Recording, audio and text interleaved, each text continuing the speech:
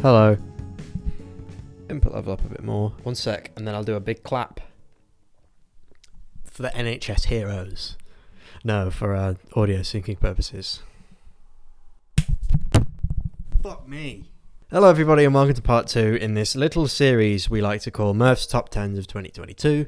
This one's going to be going into my favourite TV shows. Honourable mentions. I'm just going to do 2.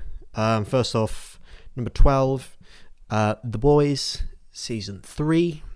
I've never been head over heels about The Boys as much as some people seem to be. The internet thinks it's the second coming of Christ. It's good, but it's still just a show. It's just like a normal show, but with a bit more gore and a bit more men climbing into other men's urethras than other shows may have. I don't get the absolute adoration for the show. Is it because people climb in people's penises and there's blood and there's gore and there's swear words and there's sex? It might be. Because from a drama standpoint, it's still just like a normal show. You still have stupid shit like characters hiding stuff from each other for no reason and plots that aren't integral to the main. Why are we still doing the deep storylines? Who cares about the deep? The joke is that he's an absolute dog of a bloke, a horrible man, and now we all just make fun of him. It's not funny anymore. But as it is, the show is okay. I like The Boys. I'm probably not going to watch the Boys Kids or whatever it's called. And then number 11, sort of a similar thing, a sort of edgier superhero story. This one being the 3rd season of Umbrella Academy. Definitely the weakest one so far, but not without its highlights. All of these characters, they're all just very fun to be around. And the tone of the show, the comedic tone that it has, and the weird sci-fi shit that it delves into. I love me some weird sci-fi shit. But I do think this series falls off a cliff halfway through. The sort of plot hinges on a relationship between one of the Umbrellas and one of the Sparrows. And they have absolutely zero chemistry whatsoever. And then there's a big wedding and everyone hates each other at the wedding, which is a good plot. But I don't think it's particularly interesting the way that it works. None of the actual things that they do with the character dynamics and the drama was all that interesting. I do really like the concept of the hotel that's sort of on the other side of the painting or whatever it is. I haven't watched it since it come out, so I'm speaking from memory here. I still like the characters. I still really like Klaus. I think the way they handled Victor was done really well. What puts it above The Boys for me is it's still got that sense of originality that isn't there in The Boys for me. It's got quirkier ideas. It's got more interesting sci-fi concepts than what The Boys has to offer. And overall, I just prefer an out there sci-fi world to one that tries to ground it. They're also very similar in the fact that the comics are dog shit. The Boys comics I haven't read much of, but I've heard they're terrible. And the Umbrella Academy I've heard quite a bit about, and people seem to like them. Read the first volume, could not get into that at all. Gerard Way writes comics about as well as he writes lyrics. But yeah, I'm pretty much done honourabling. Yeah, I'm pretty much done honourabling. I've done it again.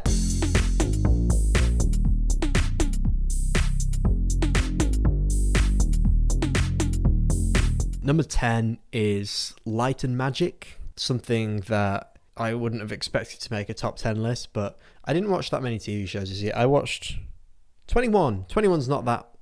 A lot of it was shit though. A lot of the TV shows I watch these days are either left field sort of random shit or the Marvel and Star Wars TV shows that are horse shit and I'm sort of contractually obligated to watch because I've watched the rest of them. My life would be so much better if I fell off the Star Wars bandwagon. But I'm on it now and I can't get off. Anyway, Light and Magic is about industrial light and magic. The team founded to make the 1977 Star Wars visual effects. And this is actually a very charming TV series. It's a documentary. It was just something me and my dad ended up watching over the summer, but we both really enjoyed it. It delves into stop motion, it delves into model making, and it progresses with the times and sort of moves to the present day and using more visual computer graphics over practical effects. And I will say I much preferred the first 2 or 3 episodes where they were mostly just focusing on those first couple of Star Wars films, because the drama is just so good. The guy who was in charge of the ILM team got fired because George Lucas didn't like that they worked for him and not George Lucas himself. Got a lot of emotional heart to it as well. I remember Phil Tippett's bits in particular being quite moving. He seems like a really nice, down-to-earth guy. It was quite short. I can't remember if it was 6 or 8 episodes, but in what it covers in that time, it gets a lot done. I would recommend it if you're the sort of person who's interested in that.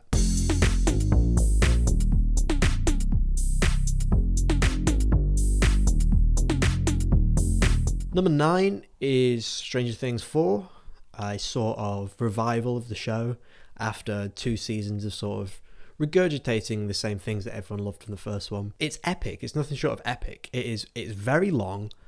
I think it's 9 episodes, and most of them are about an hour and a half. And it sort of splits the characters up into these separate groups and puts them on different missions that all converge together really well in the last few episodes. Like you have Joyce and Hop and all that going to Russia. You have 11 discovering more about the Papa and the facility that made her. You've got the kids back in Hawkins trying to bloody cover up, see who did those murders. And then there's also the boring shit with the pizza guy and Mike and all the characters that no one really likes. And then it all comes together in that giant epic finale. And there's just so many moments that this was fucking everywhere. When this was coming out, it was all over Twitter and Reddit. Everyone loved these characters. Everyone was rooting for Max, and everyone was rooting for Eddie, and everyone loved that Will was gay, maybe. And bloody Kate Bush got Christmas #1 or something. Well, not Christmas #1, just normal #1. But everyone was listening to Running Up That Hill, and that scene is really good. Like, in a vacuum, even not considering the effects that it had on pop culture, that scene is genuinely really tense. At that point, Stranger Things hadn't killed any of its main characters, and it still fucking hasn't. But there was genuine fear for that character's life at that point. But now that they've sort of wimped out of having the guts to kill anyone other than anyone that they introduced in that season, they're gonna have to kill someone next season, because also the cast is getting too big. But this seems to be Netflix's big cash cow at the moment. It's something they're pumping a lot of money into, and it seems to be paying off. Like, from a visual standpoint, it's pretty competent. From a soundtrack standpoint, I like it quite a bit. From a storytelling standpoint, we've had worse, biggest shows in the world. Like, Big Bang Theory was the biggest stream show on television when it ended, and that is shit. But if this is the biggest show in the world right now, I'm perfectly happy with it. I love me some mutant sort of people. I love me some sort of weird sci-fi worlds. I love me some X-Men references. So yeah, Stranger Things 4 at number 9.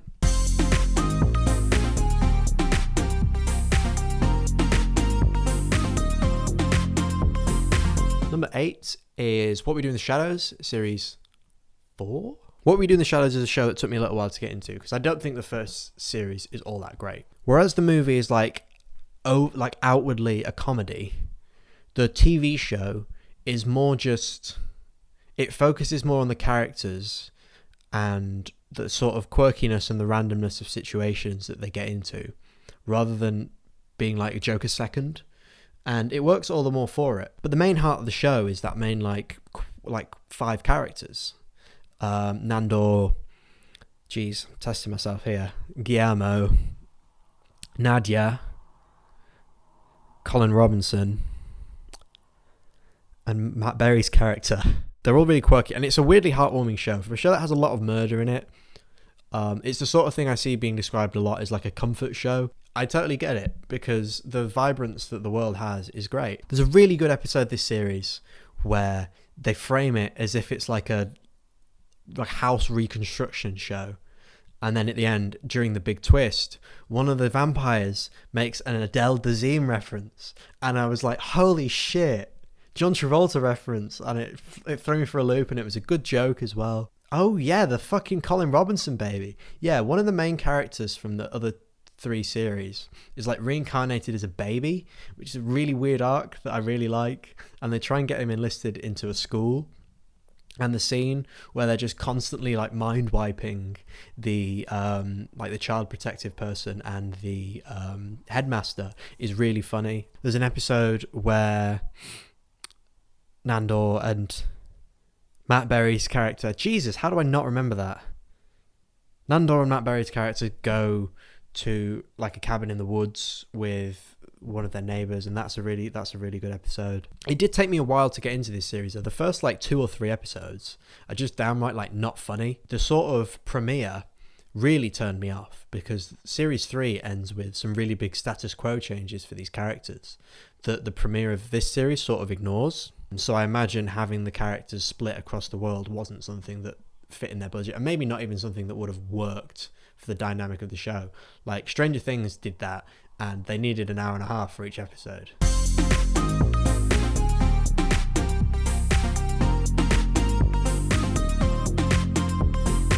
At number 7 is Andor. I'm so glad I liked this. Going into it, watching the trailer, I was like, what the fuck?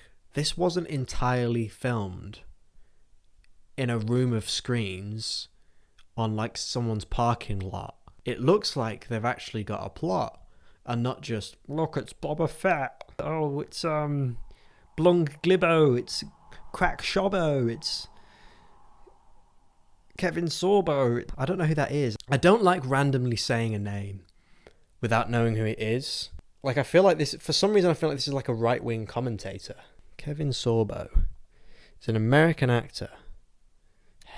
He has had recurring roles in Hercules.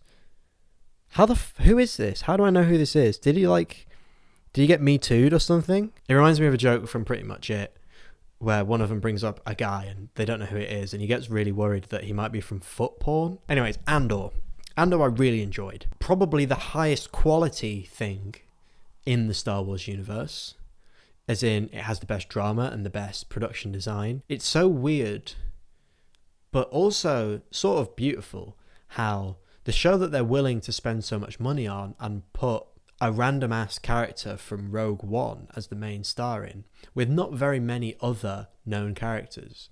They're putting their money into that. Whereas like the Boba Fett TV show, and the one that had a Luke Skywalker cameo, and the one that has like all the seemingly big plot happening, they just film in fucking the back of someone's car. I'm happy that Andor exists, because it's sort of what Star Wars needed at this point, when it's so like vomiting and eating its own vomit, or like wanking itself off. It's so regurgitative and everything. Like Obi-Wan Kenobi, I forgot that even existed until I looked at my list. It's near the bottom, by the way. I completely forgot that existed, because everything is just so samey. But Andor is sort of completely different. The main character is this Cassian Andor, but it has a huge like rotating cast of characters. You've got Mon Mothma and all of her like political stuff that's going on with her husband that she doesn't actually like, and the guy that she's in cahoots with, and then the criminal guy. And you've got the stuff happening on Andor's home planet with his mum's robot, and then a few of his mates as well. And they're all pretty good characters as well. It's not like they're all just there to sort of build out the universe. A lot of them actually have really good moments of rebellion, because this is what Andor is mostly about. It's about sort of how the rebellion started, and there's like 10 Star Wars things about that. This one actually seems to have thought put into it, some like left-wing politics about like rising up and like oppression that works really well, and accentuates like the smaller fascist things that the Empire was doing around this time, like corrupting the sort of criminal system and how much time people get. There's like a 4-episode arc in the prison, and it's probably my favorite part of the show. Andy Serkis plays a character called Kino, who's really good. He's really good in the show, and sort of the inner like politics of this prison are so good, and the way the prison looks is brilliant. The way the whole show looks is brilliant. I really like. They filmed a scene in a beach that's really close to my house. It is where I went on family holidays for pretty much every year of my life and continue to go. They treat it like it's sort of Star Wars California. Like they've got some funky club music playing, and they've got like weird guys with bongos, and it's very party land. Whereas I know that everyone who lives there is like 70 years. It's like a retirement village. Andor's got a line where he gets stopped by a stormtrooper and he's like, I'm just trying to get to the cafe. And I know that that's actually a porta potty, which is absolutely extortionate. You have to pay like 25p or something to have a piss. One gripe I have is just how long it takes to get going. Those first 3 episodes where he's just sort of on his home planet trying to escape don't do a whole lot for me. But the next sort of mini arc where he's with that small rebellious group is really good. And another problem I have, which I said pretty much every week, there's not enough weird guys. Like, I know I just was shitting on like Glup Shittos in the show, but you need at least a few. Not a recognisable character, but just like a weird little guy. Just like a funny looking fella, you know? Mandalorian wins on the weird guy scale, but Andor wins at everything else. I don't hate Mandalorian, I just think it's bad.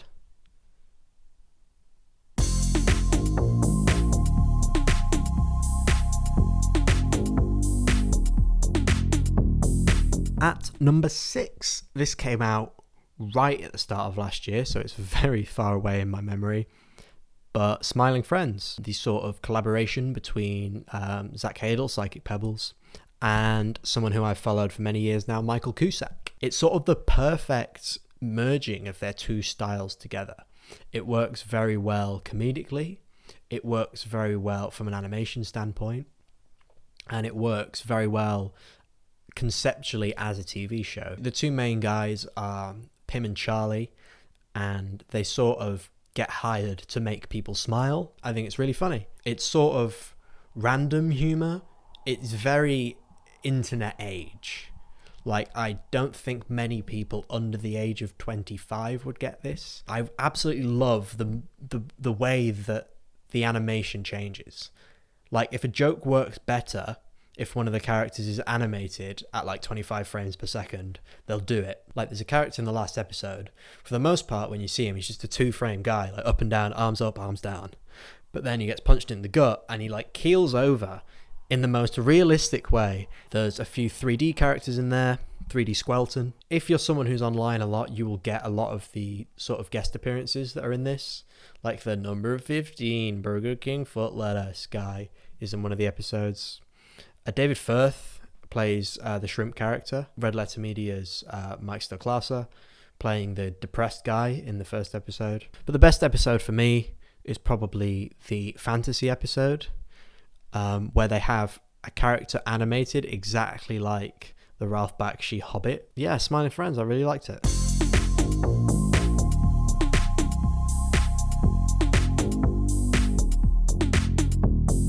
At number 5, we have probably what was one of my most anticipated shows of last year, The Rehearsal. Now, Nathan Fielder is a comedian I am a very big fan of. I think Nathan For You is one of the best comedies of all time. This show is very meta. If you're not familiar, it is essentially about Nathan brings people in who have some sort of dilemma in their life, and before they actually go about solving this problem, they will go through a perfect rendition, a rehearsal created by Nathan to make it easier. Like, for example, the first episode, there's this guy, Core, who needs to admit to his professional pub quiz team that he doesn't actually have a master's degree because he lied to them because they all did multiple years ago.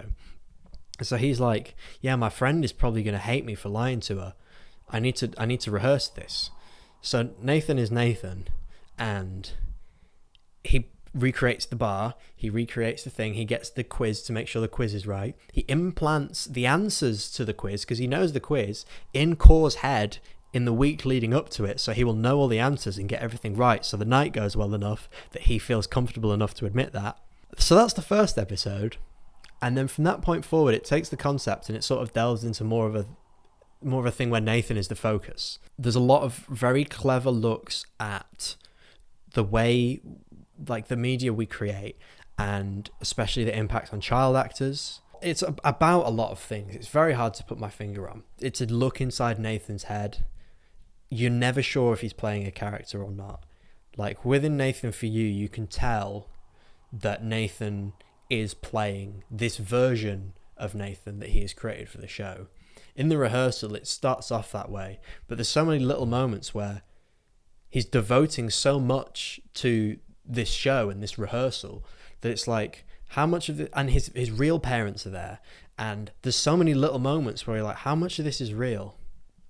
And the way it ends is genius. There's so many moments that I can only describe as genius. And I don't want to give too much away because it's so clever and it's so intricate that I feel like most people would get at least something out of it. I'm talking a lot about the themes of it, but first and foremost, it is a comedy. I think that there's a joke in here that is maybe the most I've ever laughed at a TV, maybe ever laughed at anything ever, but there are some absolutely heartbreaking moments. The show sort of pivots itself away from its original premise to sort of deal with the effects that the show itself has on the people who are in it and on Nathan. It's something that I wish I'd come up with, you know? I feel like as another creative person, you always enjoy but envy things that you wish you'd come up with, like an idea that's so simple but so genius. And The Rehearsal has like 100 of those. It's just really good. The reason why it's not higher is just because it's going to sound weird, but that first episode was really good. And I definitely could have taken a few more episodes of that before we got into the existential shit. And there were also just a few moments and a few things that they felt like they were meant to have a bit more weight to them than they did. But for the most part, it's an incredible show.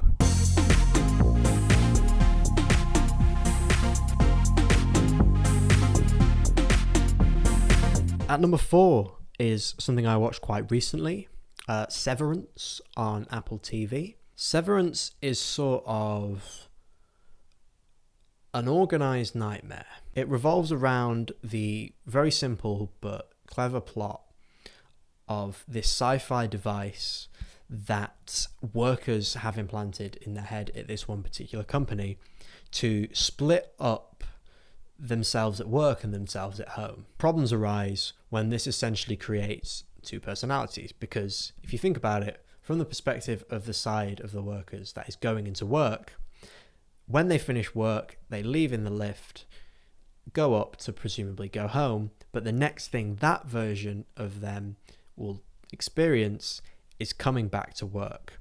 So they sort of live inside this isolated bubble, even from the rest of the departments at this company. It's somewhere between David Lynch and Wes Anderson, because everything is perfectly organised and well shot and symmetrical, but it has that weird sort of inhuman drama that you would find in something David Lynch.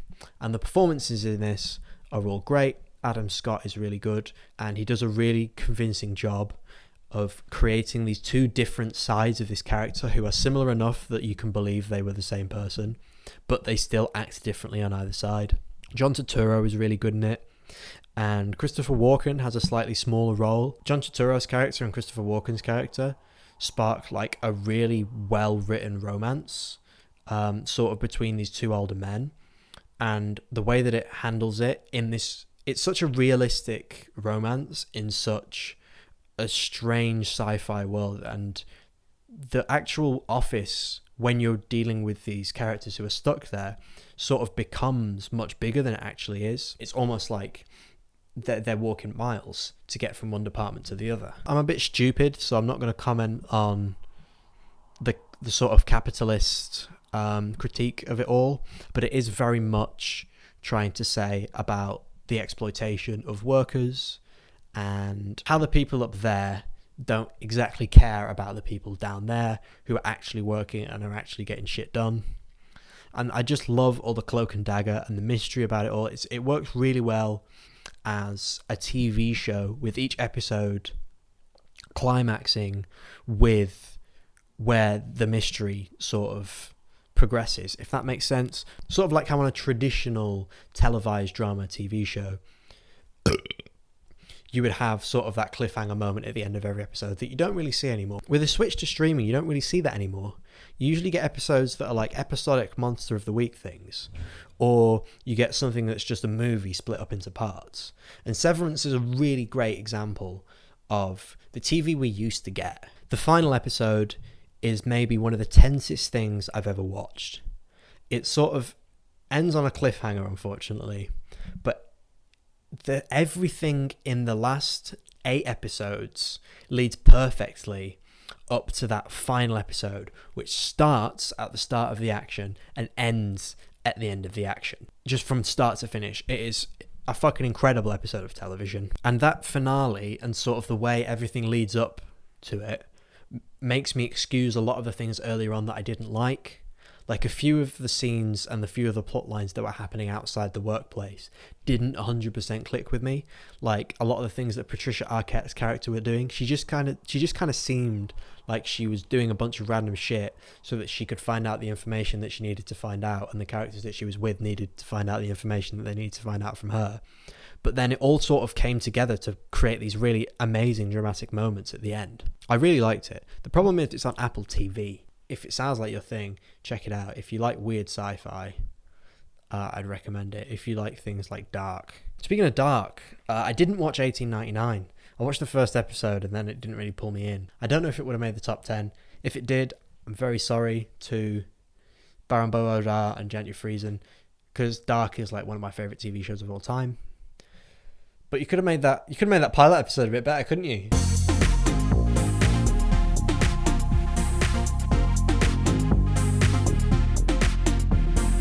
At number 3 is Atlanta season 4. Now, Atlanta is a series I love.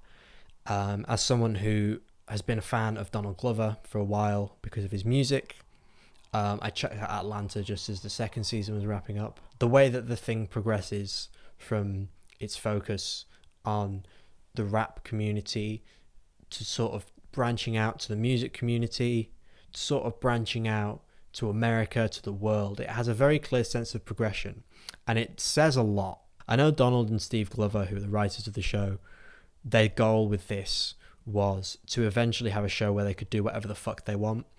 And with Atlanta Series 4, it is clear that they got that. A lot of these episodes are one-offs, and after the somewhat disappointing third series, which had too many of those, I was a little worried going into this to see if the one-off episodes were going to work. But they work really well. The third to last episode of the show is a mockumentary about the creator of Goofy, who is just a completely made up character. The entire story is completely made up based on a long running fan theory that Goofy is a black man. Just because of the way Goofy acts in specifically the Goofy movie, an extremely goofy movie, a lot of people have pointed out that the plot of those movies is almost as if it was written about a black father and then was converted to a cartoon Disney movie afterwards. The season treats its characters really delicately, this series. We have an episode which is essentially just Donald Glover's character going to therapy and getting shit in the open out with his therapist, and he talks about things that have been hinted at in the show before. And with Al as well, he started off the show as this rapper who was a little bit full of himself. He was very much your stereotypical like southern Atlanta rapper, to him this series being a very mellowed out guy, someone who is more at peace with himself, and towards the end of the series has a solo episode where he just wants to live outside of society, and he just wants to live on a farm and grow his own weed. But my favourite episode of this series has got to be the finale. Lakeith Stanfield's character has mostly been a side character for this series and the last one, but the finale is focused on him. It treats it as if it was maybe all a dream. It is very abstract, as the show usually is. It is so fucking brilliant.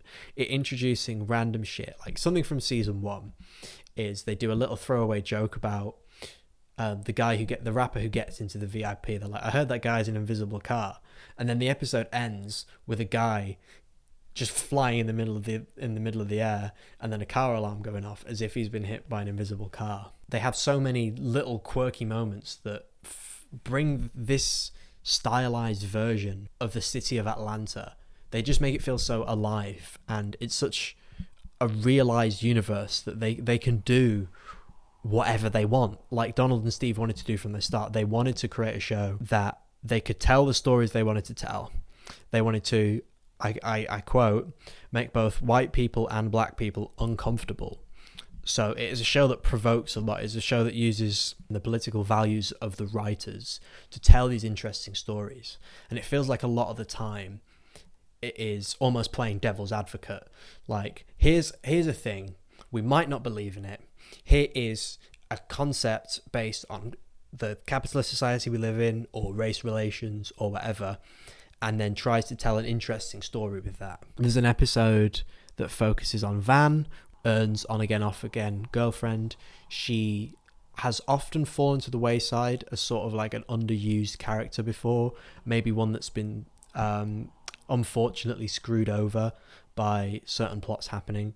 But in the last couple of seasons, she got a few episodes on her own to sort of become a more fully realised character. And I think that the episode that she gets this series, which is sort of a riff on, yet again, like The Rehearsal, child actors. As someone who's been in the industry for a while, it's based on exaggerated versions of what Glover himself has experienced.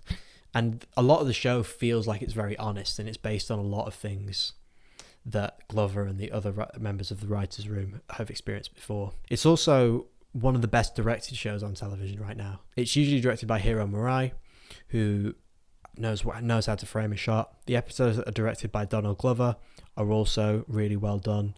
It's just insane, the talent that Donald Glover has, because he's an amazing writer. He is an amazing producer. He's now an amazing director. He's a great actor. His music, Because of the Internet is a great rap album.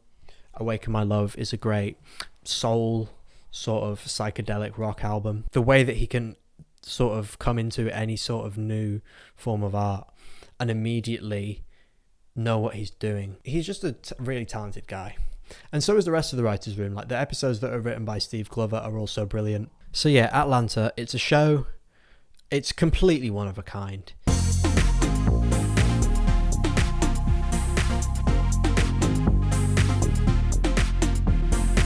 The runner-up position for me is the only series on this list I have watched more than once. The only one on this list I quote at least a couple times a week. Don't Hug Me, I'm Scared. Becky Sloan and Joe Pelling have been making this web series, Don't Hug Me, I'm Scared, for years. It is sort of a commentary on children's education. It's a commentary on sort of the state of media and broadcasting in general.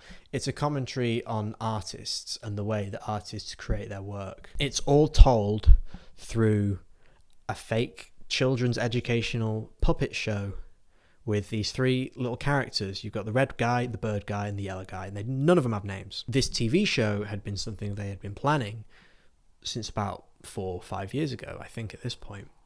And about 3 years ago, they released a teaser called Wakey Wakey and said that it would be coming out very soon. And then it premiered at a film festival and we never heard from it again. Until a completely different show came out.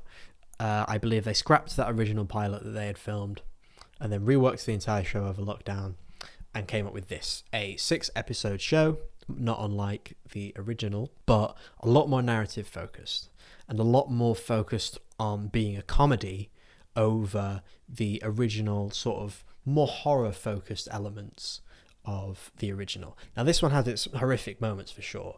Like, people get their hands, like, churned up into bits. But above all else, it is hilarious. I love how they sort of develop these three characters into actually having a bit more of a personality and being the main driving force of the story over in the original web series, where they were mostly just three funny-looking guys who got taken on adventures by these talking, singing, educational creatures. They're a very wholesome little trio of guys. I love that still none of them have names. The funeral episode is probably my favourite. The episode is about death. You have songs about death, and the green character ends up dying. They hold a funeral, which is my favourite scene in the show. It's a laugh every 5 seconds. And then you have the green character, the bird, being underground for pretty much the rest of the episode. And then the other two dealing with the loss and sort of creating this new character to fill the void. And artistically, it is brilliantly done.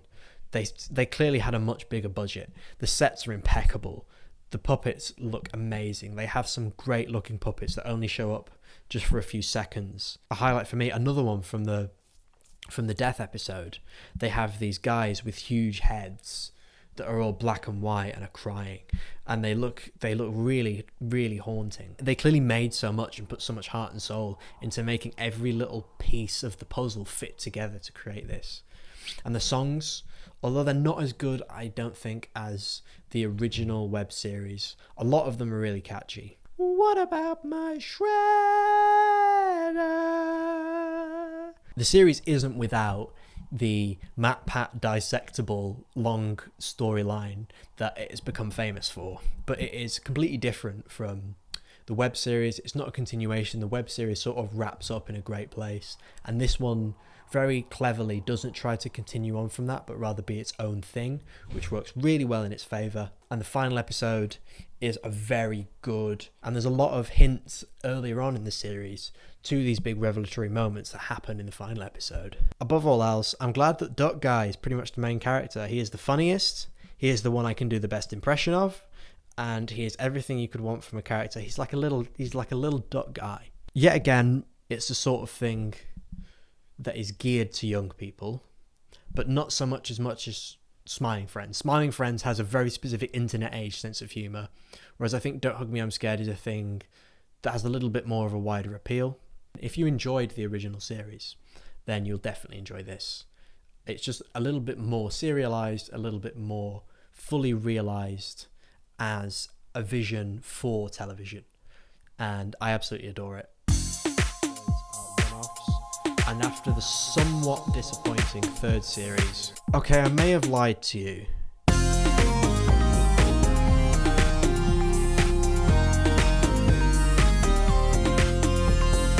It's Atlanta Series 3. A lot of people didn't like this one as much, but for me, it might even be my favourite, maybe second to Series 2. This one really hit for me, specifically the episode Trini to the Bone, which was a very interesting look at this white family who gets a Trinidadian Trini. Can I say Trini, or is that like a thing that only like people from Trinidad can use? I think I can say Trini. Who gets this Trini nanny to look over their child. The boy sort of becomes influenced by Trini culture. And there's a very funny scene where they end up being invited to this get-together with all of the nanny's family. And the little kid knows all of the slang, and he knows all the dances, and he knows all the culture, and he knows all the food. And it's sort of this like white middle class fear in the parents is like the focus of the comedy. We're sort of not pointing and laughing at them, because I feel like an unfortunate amount of people would empathize with them. But I'm sort of treading around the topic because I'm a white guy, and a lot of the politics in this show are not only race related, but very American.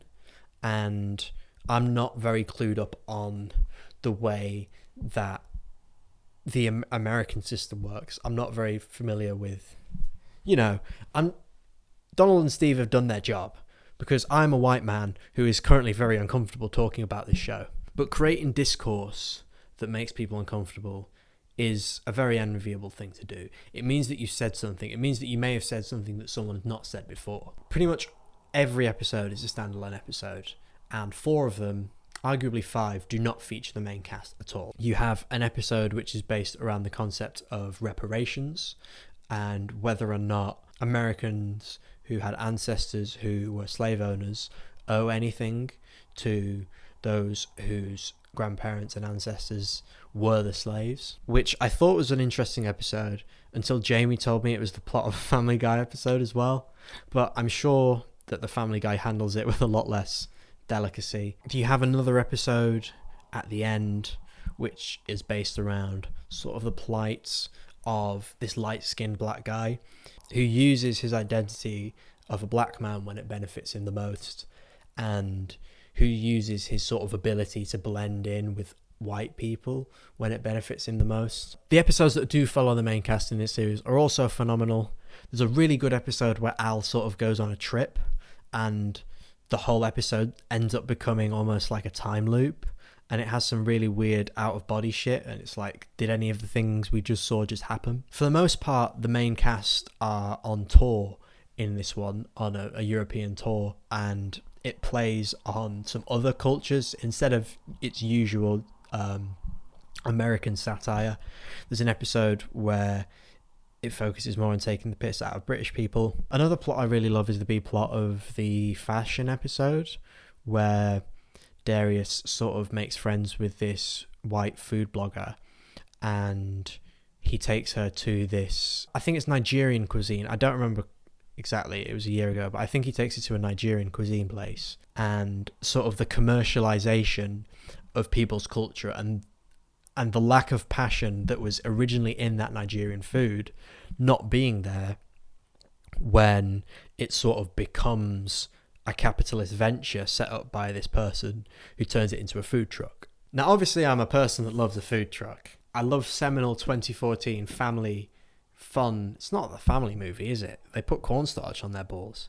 I love 2014 seminal comedy movie Chef, but Chef does not feature gentrification. The one complaint I would have about Series 3 is what I was talking about earlier with Series 4, is that it doesn't treat Van very well. They do sort of a storyline where she goes missing halfway through the series and just goes crazy, and it's completely different from the trajectory that her character had up until that point. She was very level-headed. She was a mother, and then in this series she sort of just treks around Europe and forgets about her child. And she was also a very independent person, and I feel like the idea was to make her more independent, and it doesn't 100% work. The episode in of itself is very well crafted.